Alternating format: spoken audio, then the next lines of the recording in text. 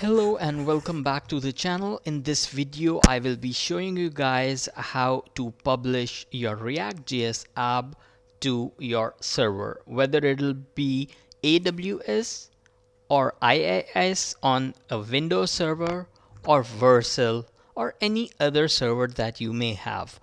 The process is same for everything. You just need to publish your React.js app and copy and paste the files onto your server. How you do it, I have created this test React app. Let's run it. For that, we need the command npm run dev and press enter. Once that is done, it will be allocated a local host with a port. Once clicking that, we confirm that our React.js app is running properly. Once that is done, let's go back to the code and publish this code.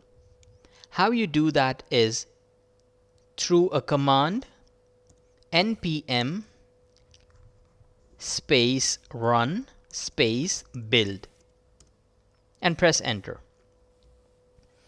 So what it does is it builds your React.js app and copies all the files to a folder called dist, which stands for distribution.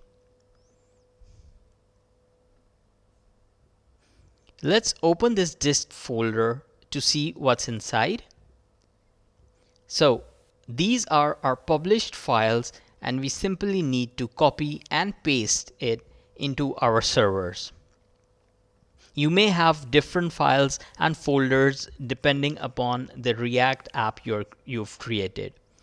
How to do that is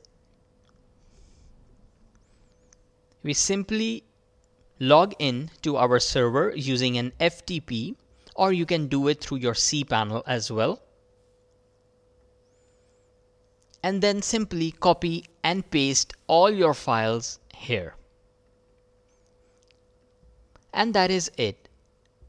Your React.js app will be uploaded. I hope this video helps you, and if you have any questions, do let me know in the comment section and I will get back to you. That's all for now, and see you in the next one.